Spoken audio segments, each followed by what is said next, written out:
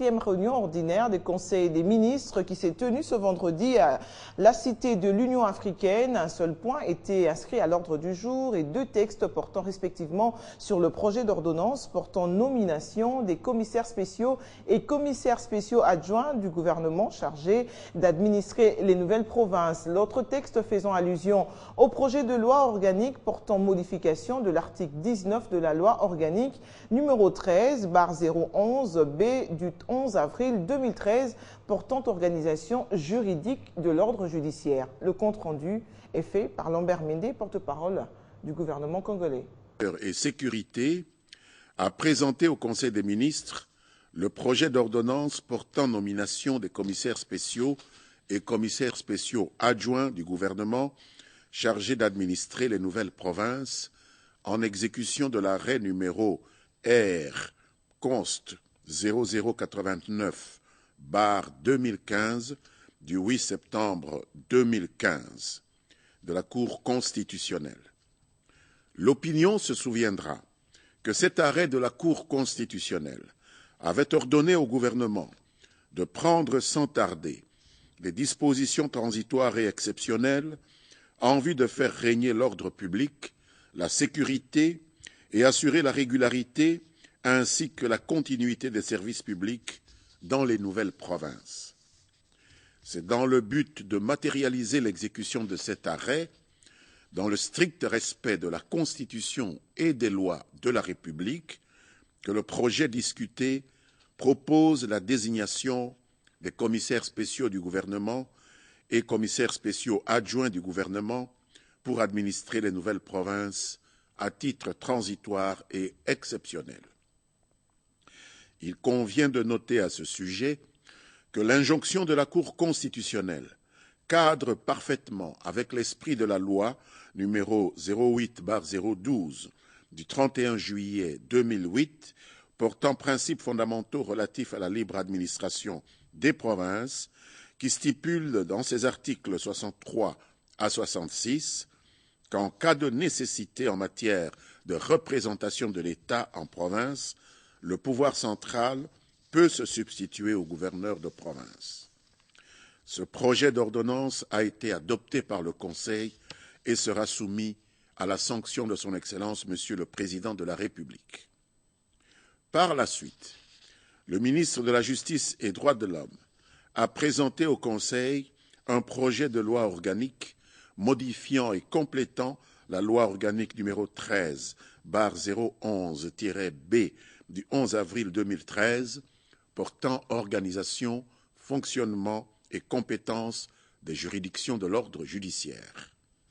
Il s'agit essentiellement d'adapter les règles fixant les sièges et les ressorts des cours d'appel à la nouvelle configuration administrative des provinces, tout en tenant compte des disponibilités des moyens humains et matériels.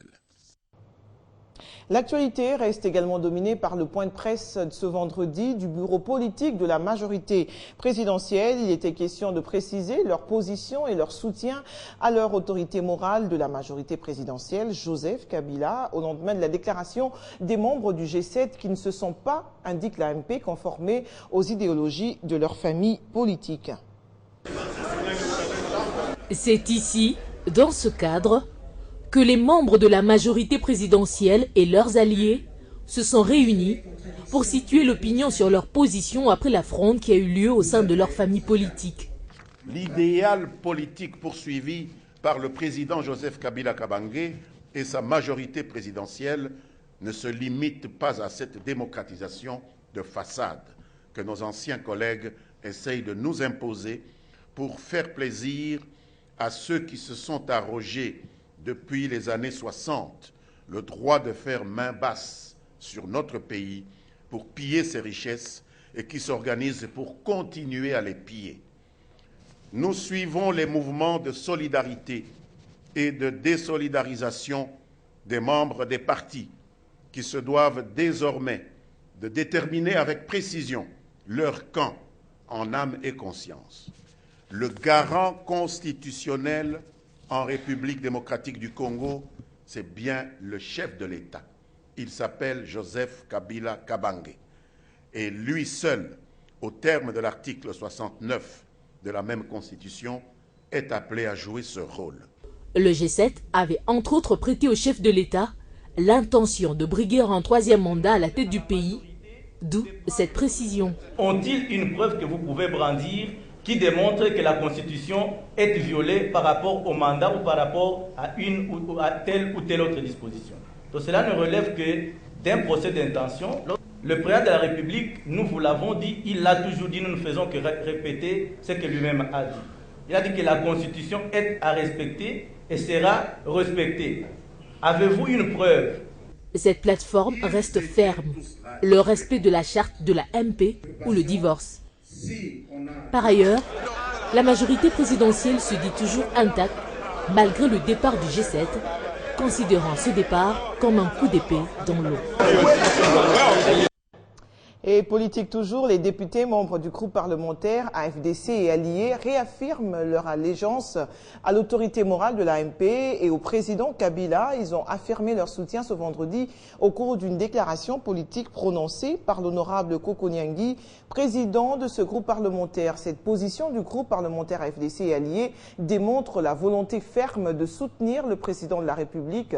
L'AFDC emboîte le pas à l'UNAFEC. Nous, députés nationaux de l'Alliance des forces démocratiques du Congo et alliés, membres de la majorité présidentielle, renouvelant notre foi en la vision et au projet de société porté par son Excellence Joseph Kabila Kabange, président de la République, chef de l'État et autorité morale de notre famille politique. Réitérant notre respect à la Constitution et aux lois de la République, ainsi que notre attachement à la charte de la majorité présidentielle. Réaffirmant notre détermination à œuvrer pour l'unité et la cohésion de notre famille politique derrière l'autorité morale, garant du bon fonctionnement des institutions de la République. Proclamant notre foi au Congo, à son redressement et à son émergence telle qu'impulsée par son Excellence, Monsieur le Président de la République, chef de l'État. Conscient des responsabilités qui sont les nôtres en tant qu'élus et représentants légitimes du peuple, déclarons ce jour notre fidélité et notre loyauté sans faille à son Excellence Monsieur Joseph Kabila Kabange, Président de la République, chef de l'État et autorité morale de notre famille politique.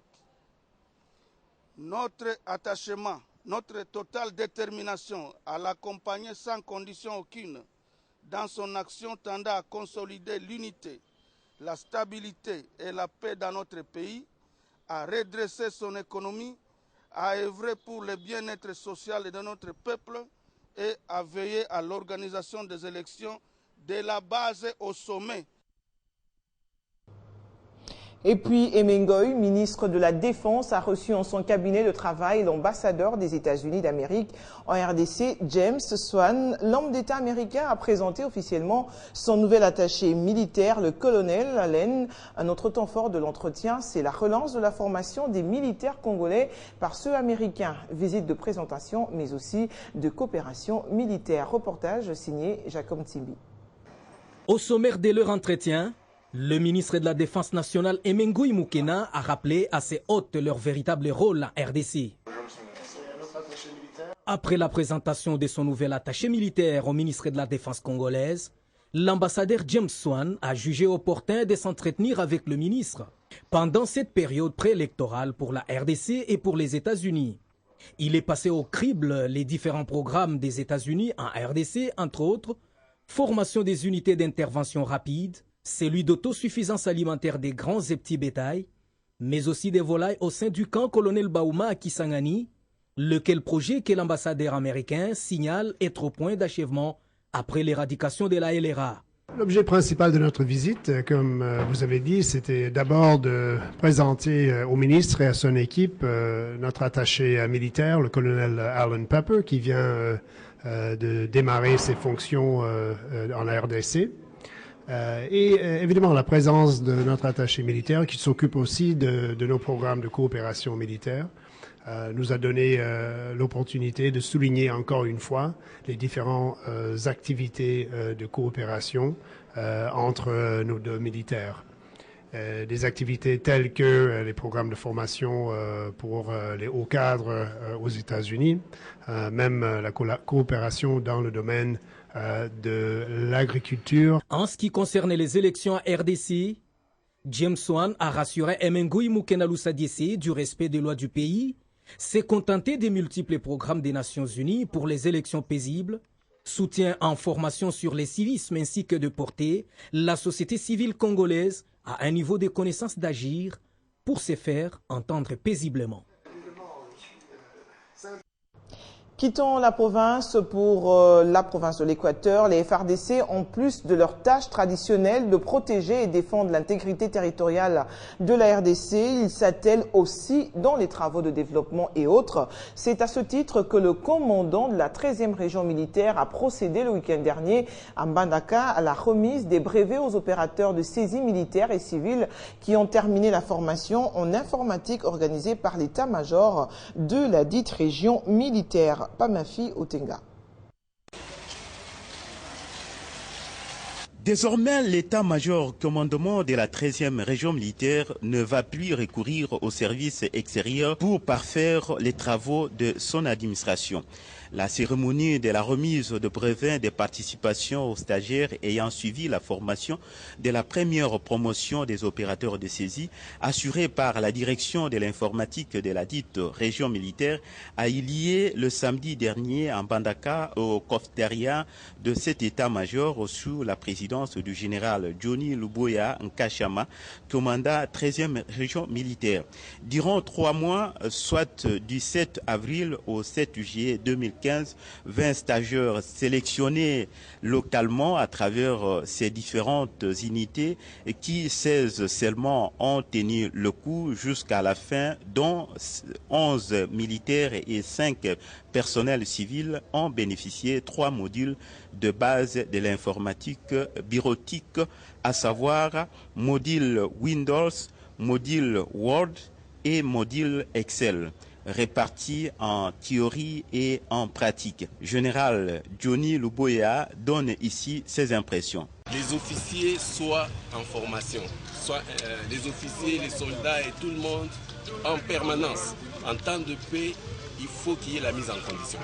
Voilà pourquoi est-ce que je ne lésine pas de tous les moyens pour qu'à tout moment, il y ait toujours des formations à tous les niveaux. Et ça, c'est pour que nous ayons une armée professionnelle. Quand bien même nous avons été vraiment retardés par la situation sécuritaire qui a prévalu ici à l'Équateur, mais mon effort principal, c'est toujours la mise en condition.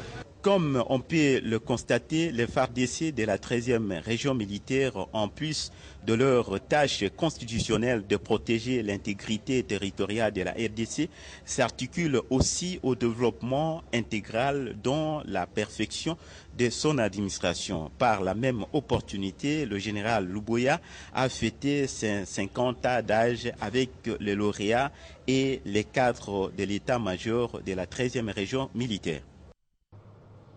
Processus électoral, plus de 300 femmes candidates aux élections législatives provinciales dans la ville de Kinshasa, formées sur les stratégies de campagne électorale. C'était au cours d'un atelier de formation organisé hier, jeudi, à l'hôtel Béatrice par la CENI sur l'initiative de sa questeur Chantal Ngoïchité. Je m'appelle Maman Kendi, je suis mariée, mère de famille nombreuse et enseignante à l'école primaire PV2 de Kinshasa. Je suis en effet candidate. Attention, il ne s'agit pas d'une pré-campagne électorale, mais plutôt une simulation permettant aux formatrices de vérifier les leçons données sur les stratégies de campagne électorale. Leçons destinées aux femmes candidates aux législatives provinciales à Kinshasa, la capitale. Une formation rendue possible grâce au partenariat Sony Africa Femmes Performantes, Fatima Rabouz d'origine marocaine et la Congolaise Marie-Bernard Alima en ont été des mentors circonstanciels. Les bénéficiaires ont reconnu l'importance de cette formation dans leur future campagne électorale. Serons-nous capables d'élaborer une bonne stratégie de campagne afin de maximiser